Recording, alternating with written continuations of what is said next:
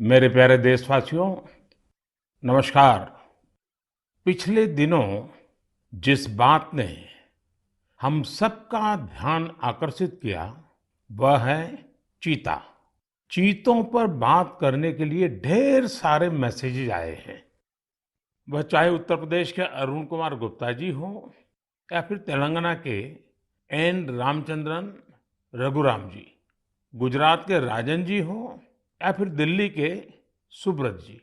देश के कोने कोने से लोगों ने भारत में चीतों के लौटने पर खुशियां जताई हैं। 130 करोड़ भारतवासी खुश हैं, गर्व से भरे हैं। यह है भारत का प्रकृति प्रेम। इस बारे में लोगों का एक कॉमन सवाल यही है कि मोदी जी, हमें चीतों को देखने का अवसर कब मिलेगा? साथियों, एक टास्क फोर्स बनी है। यह टास्क फोर्स चीतों की मॉनिटरिंग करेगी और ये देखेगी कि यहाँ के माहौल में वो कितने घुल मिल पाए हैं। इसी आधार पर कुछ महीने बाद कोई निर्णय लिया जाएगा और तब आप चीतों को देख पाएंगे। लेकिन तब तक मैं आप सबको कुछ कुछ काम सौंप रहा हूँ। इसके लिए माय गॉव के प्लेटफॉर्म पर एक कंपटीशन आयोजित किया जाएगा, जिसमें लोगों से मैं कुछ चीजें शेयर करने का आग्रह करता हूँ। चीतों को लेकर जो हम अभियान चला रहे हैं, आखिर उस अभियान का नाम क्या होना चाहिए?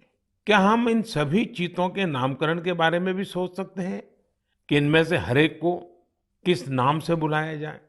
वैसे ये नामकरण अगर ट्रेडिशनल हो तो काफी अच्छा रहेगा, क्योंकि अपने समाज और संस्कृति, परंपरा और विरासत से जुड़ी हुई कोई भी चीज हमें सहज ही अपनी ओर आकर्षित करती है। यही नहीं, आप ये भी बताएं, आखिर इंसानों को एनिमल्स के साथ कैसे बिहेव करना चाहिए? हमारी फंडामेंटल ड्यूटीज में भी तो रिस्पेक्ट फॉर एनिमल्स पर जोर दिया गया है। मेरी आप सभी से अपील है कि आप इस कंपटीशन में जरूर भाग लीजिए। क्या पता इनाम स्वरूप चीते देखने का पहला अवसर आपको ही मिल जाए। मेरे प्यारे देशवासियों, आज 25 सितंबर को देश के प्रखर मानवतावादी, चिंतक और महान सपूत दीनदयाल उपाध्याय जी का जन्मदिन मनाया जाता है। किसी भी देश के युवा जैसे जैसे अपनी पहचान और गौरव पर गर्व करते हैं, उन्हें अपने मौलिक विचार और दर्शन उतने ही आकर्षित करते हैं। दीनदयाल जी के विचारों की सबसे बड़ी खूबी यही रही है, उन्होंने अपने जीवन में विश्व की बड़ी बड़ी उथल-पुथल को देखा था। वो विचारधाराओं के संघर्षों के साक्षी बने थे। इसलिए उन्होंने एकात्म मानव दर्शन और अंत्योदय का एक विचार देश के सामने रखा, जो पूरी तरह भारतीय था। दीनदयाल जी का एकात्म मानव दर्शन एक ऐसा विचार है जो विचारधारा के नाम पर द्वंद्व और दुराग्रह से मुक्ति दिलाता है। उन्होंने मानव मात्र को एक समान मानने वाले भारतीय दर्शन को फिर से दुनिया के सामने रखा। हमारे शास्त्रों में कहा गया है, आत्मवत् सर्वभूतेषु, अर्थात हम जीव मात्र को अपने समान माने, अपने जैसा व्यवहार करें। आधुनिक सामाजिक और राजनीतिक परिप्रेक्ष्य में भी भारतीय दर्शन कैसे दुनिया का मार्गदर्शन कर सकता है, ये दीनदयाल जी ने हमें सिखाया। एक तरह से आजादी के बाद देश में जो हीन भावना थी, उससे आजादी दिलाकर उन्होंने हमारी अपनी बौद्धिक चेतना को जागृत किया। वो कहते भी थे, हमारी आजादी तभी सार्थक हो सकती है जब वो हमारी संस्कृति और पहचान की अभिव्यक्ति करे। इसी विचार के आधार पर उन्होंने देश के विकास का विजन निर्मित किया था। दीनदयाल उपाध्याय जी कहते थे कि देश की प्रगति का पैमाना अंतिम पायदान पर मौजूद व्यक्ति होता है। आजादी के अमृत काल में हम दीनदयाल जी को जितना जानेंगे, उनसे जितना सीखेंगे, देश को उतना ही आगे लेकर जाने की हम सबको प्रेरणा मिलेगी। मेरे प्यारे देशवासियों, आज से 3 दिन बाद यानी 28 सितंबर को अमृत महोत्सव का एक विशेष दिन आ रहा है। इस दिन हम भारत माँ के वीर सपूत भगत सिंह जी की जयंती मनाएंगे। भगत सिंह जी की जयंती के ठीक पहले उन्हें श्रद्धांजलि स्वरूप एक महत्वपूर्ण निर्णय किया है। यह तय किया है कि चंडीगढ़ एयरपोर्ट का नाम अब शहीद भगत सिंह जी के नाम पर रखा जाएगा। इसकी लंबे समय से प्रतीक्षा की जा रही थी। मैं चंडीगढ़, पंजाब, हरियाणा और देश के सभी लोगों को इस निर्णय की बहुत बहुत बधाई देता हूं।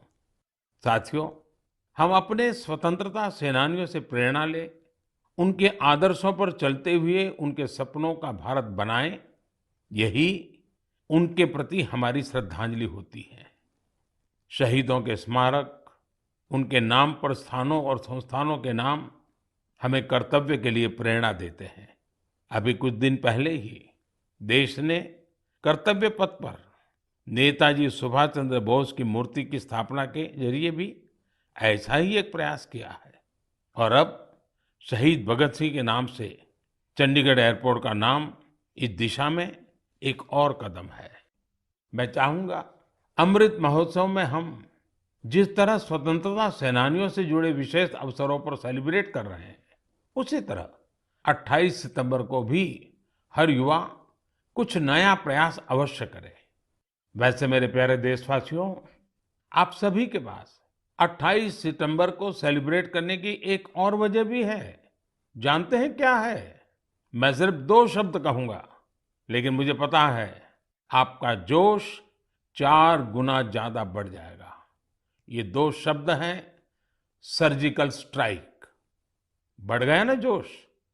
हमारे देश में अमृत महोत्सव का जो अभियान चल रहा है, उन्हें हम पूरे मनोयोग से सेलिब्रेट करें, अपनी खुशियों को सबके साथ साझा करें। मेरे प्यारे देशवासियों, कहते हैं जीवन के संघर्षों से तपे हुए व्यक्ति के सामने कोई भी बाधा टिक नहीं पाती। अपनी रोजमर्रा की जिंदगी में हम कुछ ऐसे साथियों को भी देखते हैं जो किसी ना किसी शारीरिक चुनौती से मुकाबला कर रहे हैं। बहुत से ऐसे भी लोग हैं जो या तो सुन नहीं पाते या बोलकर अपनी बात नहीं रख पाते। ऐसे साथियों के लिए सबसे बड़ा संबल होती है साइन लैंग्वेज। लेकिन भारत में बरसों से एक बड़ी दिक्कत ये थी कि साइन लैंग्वेज के लिए कोई स्पष्ट हाव भाव तय नहीं थे, स्टैंडर्ड्स नहीं थे। इन मुश्किलों को दूर करने के लिए ही वर्ष 2015 में Indian sign language research and training centre की स्थापना हुई थी। मुझे खुशी है कि ये संस्थान अब तक 10,000 वर्ड्स और एक्सप्रेशंस की डिक्शनरी तैयार कर चुका है। 2 दिन पहले यानी 23 सितंबर को साइन लैंग्वेज डे पर कई स्कूली पाठ्यक्रमों को भी साइन लैंग्वेज में लॉन्च किया गया है। साइन लैंग्वेज के तय स्टैंडर्ड को बनाए रखने के लिए राष्ट्रीय शिक्षा नीति में भी काफी बल दिया गया है। साइन लैंग्वेज की जो डिक्शनरी बनी है, उसके वीडियो बनाकर भी उनका निरंतर प्रसार किया जा रहा है। YouTube पर कई लोगों ने, कई संस्थानों ने इंडियन साइन लैंग्वेज में अपने चैनल शुरू कर दिए हैं। यानी 7-8 साल पहले साइन लैंग्वेज को लेकर जो अभियान देश में प्रारंभ हुआ था, अब उसका लाभ लाखों मेरे दिव्यांग भाई बहनों को होने लगा है। हरियाणा के रहने वाली पूजा जी तो इंडियन साइन लैंग्वेज से बहुत खुश हैं। पहले वो अपने बेटे से ही संवाद नहीं कर पाती थी, लेकिन 2018 में साइन लैंग्वेज की ट्रेनिंग लेने के बाद माँ बेटे दोनों का जीवन आसान हो गया है। पूजा जी के बेटे ने भी साइन लैंग्वेज सीखी और अपने स्कूल में उसने स्टोरी टेलिंग में प्राइज जीतकर भी दिखा दिया। इसी तरह टिंका जी की 6 साल की एक बिटिया है जो सुन नहीं पाती है, टिंका जी ने अपनी बेटी को साइन लैंग्वेज का कोर्स कराया था, लेकिन उन्हें खुद साइन लैंग्वेज नहीं आती थी। इस वजह से वो अपनी बच्ची से कम्युनिकेट नहीं कर पाती थी। अब टिंका जी ने भी साइन लैंग्वेज की ट्रेनिंग ली है और दोनों माँ बेटी अब आपस में खूब बातें किया करती हैं। इन प्रयासों का बहुत बड़ा लाभ केरला की मंजू जी को भी हुआ है। मंजू जी जन्म से ही सुन नहीं पाती है। इतना ही नहीं, उनके पेरेंट के जीवन में भी यही स्थिति रही है। ऐसे में साइन लैंग्वेज ही पूरे परिवार के लिए संवाद का जरिया बनी है। अब तो मंजू जी खुद ही साइन लैंग्वेज की टीचर बनने का भी फैसला ले लिया है। साथियों, मैं इसके बारे में मन की बात में इसलिए भी चर्चा कर रहा हूं ताकि इंडियन साइन लैंग्वेज को लेकर अवेयरनेस बढ़े। इससे हम अपने दिव्यांग साथियों की अधिक से अधिक मदद कर सकेंगे। भाइयों और बहनों, कुछ दिन पहले मुझे ब्रेल में लिखी हेमकोश की एक कॉपी भी मिली है। हेमकोश असमिया भाषा की सबसे पुरानी डिक्शनरीज में से एक है। यह 19वीं शताब्दी में तैयार की गई थी। इसका संपादन प्रख्यात भाषाविद हेमचंद्र बरुआ जी ने किया था। हेमकोश का ब्रेल एडिशन करीब 10,000 पन्नों का है और यह 15 वॉल्यूम से भी अधिक में प्रकाशित होने जा रहा है। इसमें 1 लाख से भी अधिक शब्दों का अनुवाद होना है। मैं इस संवेदनशील प्रयास की बहुत सराहना करता हूँ। इस तरह के हर प्रयास दिव्यांग साथियों का कौशल और सामर्थ्य बढ़ाने में बहुत मदद करते हैं। आज भारत पैरा स्पोर्ट्स में भी सफलता के परचम लहरा रहा है। हम सभी कई टूर्नामेंट्स में इसके साक्षी रहे हैं। आज कई लोग ऐसे हैं जो दिव्यांगों के बीच फिटनेस कल्चर को जमीनी स्तर पर बढ़ावा देने में जुटे हैं। इससे दिव्यांगों के आत्मविश्वास को बहुत बल मिलता है। मेरे प्यारे देशवासियों, मैं कुछ दिन पहले सूरत की एक बिटिया अन्वी से मिला। अन्वी और अन्वी के योग से मेरी वो मुलाकात इतनी यादगार रही है कि उसके बारे में मैं मन की बात के सभी श्रोताओं को जरूर बताना चाहता हूँ। साथियों, अन्वी जन्म से ही डाउन सिंड्रोम से पीड़ित है और वो बचपन से ही हार्ट की गंभीर बीमारी से भी जूझती रही है। जब वो केवल 3 महीने की थी, तभी उसे ओपन हार्ट सर्जरी से भी गुजरना पड़ा। इन सब मुश्किलों के बावजूद न तो अन्वी ने और न ही उसके माता पिता ने कभी हार मानी। अन्वी के माता पिता ने डाउन सिंड्रोम के बारे में पूरी जानकारी इकट्ठा की और फिर तय किया कि अन्वी की दूसरों पर निर्भरता को कम कैसे करेंगे। उन्होंने अन्वी को पानी का ग्लास कैसे उठाना, जूते के फीते कैसे बांधना, कपड़ों के बटन कैसे लगाना, ऐसी छोटी छोटी छोटी चीजें सिखाना शुरू किया। कौन सी चीज की जगह कहाँ है, कौन सी अच्छी आदतें होती हैं, ये सब कुछ बहुत धैर्य के साथ उन्होंने अन्वी को सिखाने की कोशिश की। बिटिया अन्वी ने जिस तरह सीखने की इच्छा शक्ति दिखाई, अपनी प्रतिभा दिखाई, उससे उसके माता पिता को भी बहुत हौसला मिला। उन्होंने अन्वी को योग सीखने के लिए प्रेरित किया। मुसीबत इतनी गंभीर थी कि अन्वी अपने 2 पैर पर भी खड़ी नहीं हो पाती थी। ऐसी परिस्थिति में उनके माता पिताजी ने अन्वी को योग सीखने के लिए प्रेरित किया। पहली बार जब वो योग सिखाने वाली कोच के पास गई तो वे भी बड़ी दुविधा में थे कि क्या ये मासूम बच्ची योग कर पाएगी। लेकिन कोच को भी शायद इसका अंदाजा नहीं था कि अन्वी किस मिट्टी की बनी है। वो अपनी माँ के साथ योग का अभ्यास करने लगी और अब तो वो योग में एक्सपर्ट हो चुकी है। अन्वी आज देश भर के कंपटीशन में हिस्सा लेती है और मेडल जीतती है। योग ने अन्वी को नया जीवन दे दिया। अन्वी ने योग को आत्मसात कर जीवन को आत्मसात किया। अन्वी के माता-पिता ने मुझे बताया कि योग से अन्वी के जीवन में अद्भुत बदलाव देखने को मिला है। अब उसका सेल्फ कॉन्फिडेंस गजब का हो गया है। योग से अन्वी की फिजिकल हेल्थ में भी सुधार हुआ है और दवाओं की जरूरत भी कम होती चली जा रही है। मैं चाहूंगा कि देश विदेश में मौजूद मन की बात के श्रोता अन्वी को योग से हुए लाभ का वैज्ञानिक अध्ययन कर सके। मुझे लगता है कि अन्वी एक बढ़िया केस स्टडी है जो योग के सामर्थ्य को जांचना परखना चाहते हैं। ऐसे वैज्ञानिकों ने आगे आकर के अन्वी की इस सफलता पर अध्ययन करके योग के सामर्थ्य से दुनिया को परिचित कराना चाहिए। ऐसी कोई भी रिसर्च दुनिया भर में डाउन सिंड्रोम से पीड़ित बच्चों की बहुत मदद कर सकती है। दुनिया अब इस बात को स्वीकार कर चुकी है कि फिजिकल और मेंटल वेलनेस के लिए योग बहुत ज्यादा कारगर है। विशेषकर डायबिटीज और ब्लड प्रेशर से जुड़ी मुश्किलों में योग से बहुत मदद मिलती है।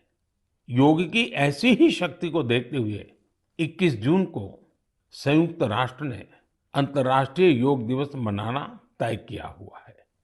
अब यूनाइटेड नेशन संयुक्त राष्ट्र ने भारत के एक और प्रयास को रिकॉग्नाइज किया है, उसे सम्मानित किया है। ये प्रयास है वर्ष 2017 में शुरू किया गया इंडिया हाइपरटेंशन कंट्रोल इनिशिएटिव। इसके तहत ब्लड प्रेशर की मुश्किलों से जूझ रहे लाखों लोगों का इलाज सरकारी सेवा केंद्रों में किया जा रहा है। जिस तरह इस इनिशिएटिव ने अंतर्राष्ट्रीय संस्थाओं का ध्यान अपनी ओर खींचा है, वो अभूतपूर्व है। ये हम सब के लिए उत्साह बढ़ाने वाली बात है कि जिन लोगों का उपचार हुआ है उनमें से करीब आधे का ब्लड प्रेशर कंट्रोल में है। मैं इस इनिशिएटिव के लिए काम करने वाले उन सभी लोगों को बहुत बहुत बधाई देता हूं जिन्होंने अपने अथक परिश्रम से इसे सफल बनाया। साथियों, मानव जीवन की विकास यात्रा निरंतर पानी से जुड़ी हुई है, चाहे वो समंदर हो, नदी हो या तालाब। भारत का भी सौभाग्य है कि करीब 7,500 किलोमीटर से अधिक लंबी कोस्टलाइन के कारण हमारा समुद्र से नाता अटूट रहा है। यह तटीय सीमा कई राज्यों और द्वीपों से होकर गुजरती है। भारत के अलग-अलग समुदायों और विविधताओं से भरी संस्कृति को यहाँ फलते फूलते देखा जा सकता है। इतना ही नहीं, इन तटीय इलाकों का खान-पान लोगों को खूब आकर्षित करता है। लेकिन इन मजेदार बातों के साथ ही एक दुखद पहलू भी है। हमारे ये तटीय क्षेत्र पर्यावरण से जुड़ी कई चुनौतियों का सामना कर रहे हैं। क्लाइमेट चेंज मरीन इकोसिस्टम के लिए बड़ा खतरा बना हुआ है, तो दूसरी ओर हमारे बीचीज पर फैली गंदगी परेशान करने वाली है। हमारी यह जिम्मेदारी बनती है कि हम इन चुनौतियों के लिए गंभीर और निरंतर प्रयास करें। यहाँ मैं देश के तटीय क्षेत्रों में कोस्टल क्लीनिंग की एक कोशिश स्वच्छ सागर सुरक्षित सागर, इसके बारे में बात करना चाहूंगा। 5 जुलाई को शुरू हुआ यह अभियान बीते 17 सितंबर को विश्वकर्मा जयंती के दिन संपन्न हुआ। इसी दिन कोस्टल क्लीनअप डे भी था।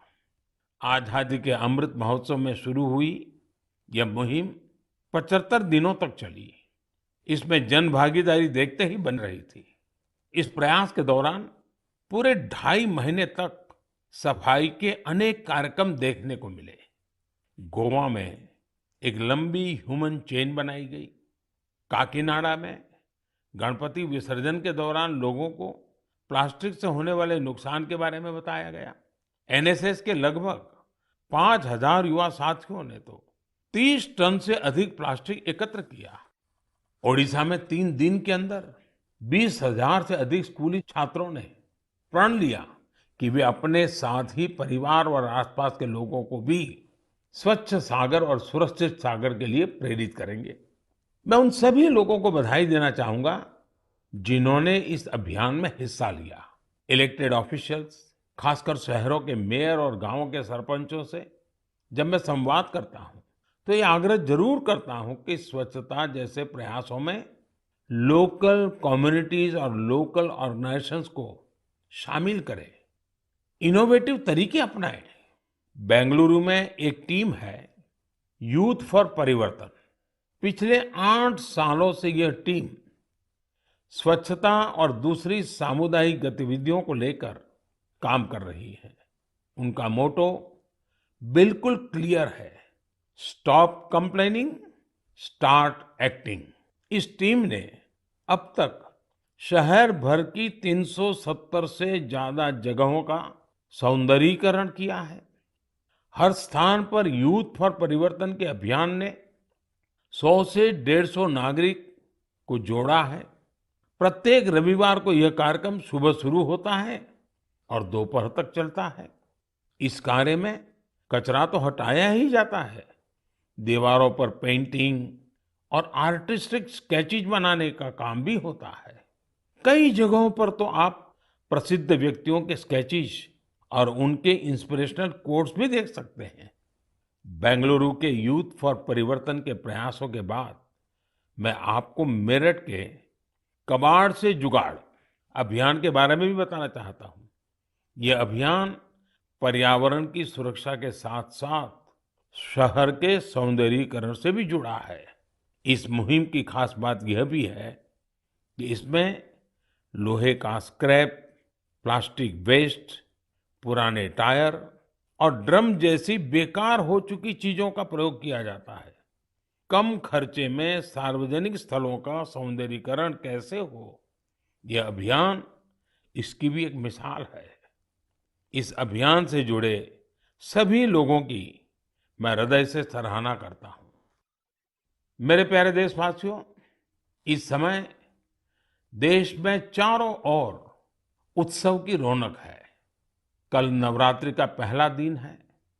इसमें हम देवी के पहले स्वरूप मां शैलपुत्री की उपासना करेंगे। यहाँ से 9 दिनों का नियम, संयम और उपवास, फिर विजयादशमी का पर्व भी होगा।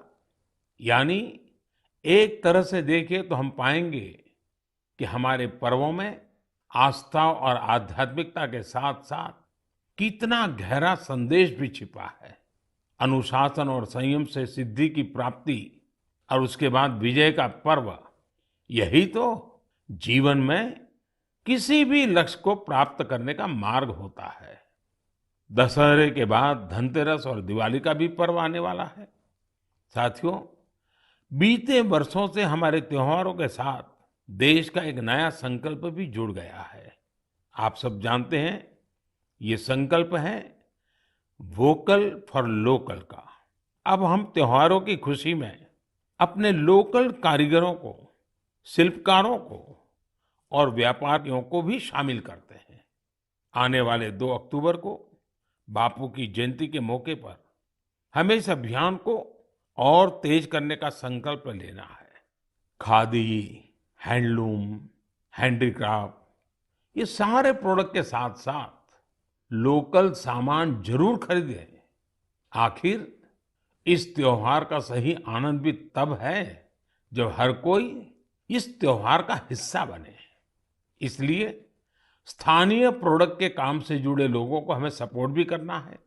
एक अच्छा तरीका ये है कि त्योहार के समय हम जो भी गिफ्ट करें, उसमें इस प्रकार के प्रोडक्ट को शामिल करें। इस समय यह अभियान इसलिए भी खास है क्योंकि आजादी के अमृत महोत्सव के दौरान हम आत्मनिर्भर भारत का भी लक्ष्य लेकर चल रहे हैं, जो सही मायने में आजादी के दीवानों को एक सच्ची श्रद्धांजलि होगी। इसलिए मेरा आपसे निवेदन है कि इस बार खादी, हैंडलूम या हैंडीक्राफ्ट इस प्रोडक्ट को खरीदने के आप सारे रिकॉर्ड तोड़ दें। हमने देखा है त्योहारों पर पैकिंग और पैकेजिंग के लिए पॉलीथीन बैग्स का भी बहुत इस्तेमाल होता रहा है। स्वच्छता के पर्वों पर पॉलीथीन का नुकसानकारक कचरा, ये भी हमारे पर्वों की भावना के खिलाफ है। इसलिए हम स्थानीय स्तर पर बने हुए नॉन प्लास्टिक बैग्स का ही इस्तेमाल करें। हमारे यहाँ जूट के, सूत के, केले के ऐसे कितने ही पारंपरिक बैग का चलन एक बार फिर से बढ़ रहा है। ये हमारी जिम्मेदारी है कि हम त्योहारों के अवसर पर इनको बढ़ावा दें और स्वच्छता के साथ अपने और पर्यावरण के स्वास्थ्य का भी ख्याल रखें। मेरे प्यारे देशवासियों, हमारे शास्त्रों में कहा गया है, परहित सरिस धर्म नहीं भाई। यानी दूसरों का हित करने के समान, दूसरों की सेवा करने, उपकार करने के समान कोई और धर्म नहीं है। पिछले दिनों देश में समाज सेवा की इसी भावना की एक और झलक देखने को मिली। आपने भी देखा होगा कि लोग आके आकर किसी न किसी टीबी से पीड़ित मरीज को गोद ले रहे हैं, उसके पौष्टिक आहार का बीड़ा उठा रहे हैं।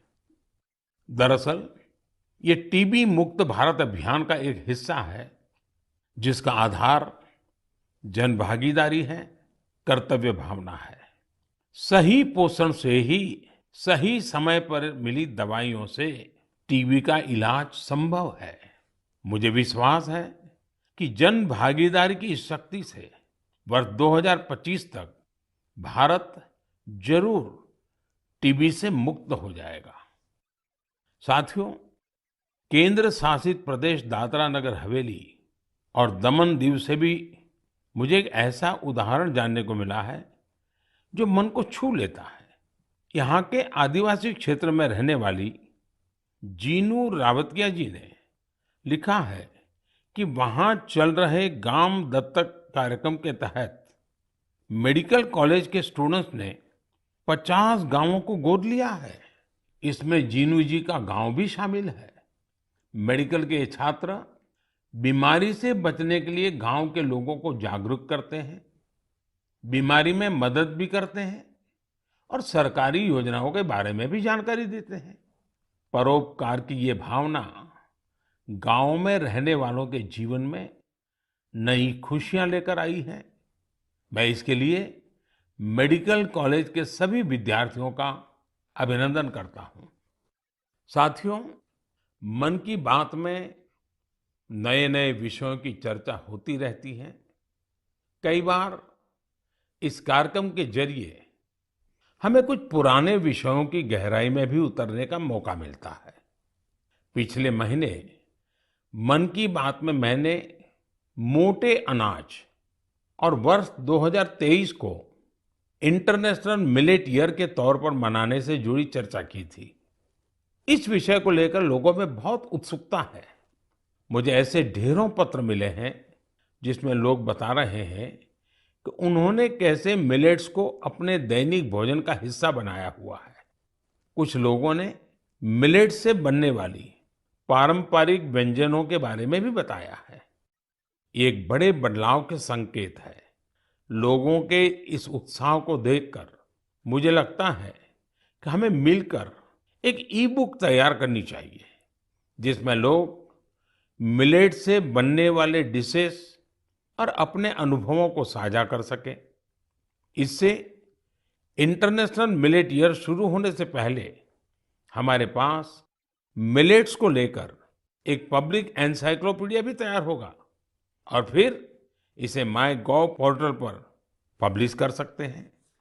साथियों, मन की बात में इस बार इतना ही। लेकिन चलते चलते मैं आपको नेशनल गेम्स के बारे में भी बताना चाहता हूं। 29 सितंबर से गुजरात में नेशनल गेम्स का आयोजन हो रहा है। ये बड़ा ही खास मौका है, क्योंकि नेशनल गेम्स का आयोजन कई साल बाद हो रहा है। कोविड महामारी की वजह से पिछली बार के आयोजनों को रद्द करना पड़ा था। इस खेल प्रतियोगिता में हिस्सा लेने वाले हर खिलाड़ी को मेरी बहुत बहुत शुभकामनाएं। इस दिन खिलाड़ियों का उत्साह बढ़ाने के लिए मैं उनके बीच में ही रहूंगा। आप सब भी नेशनल गेम्स को जरूर फॉलो करें और अपने खिलाड़ियों का हौसला बढ़ाएं। अब मैं आज के लिए विदा लेता हूं।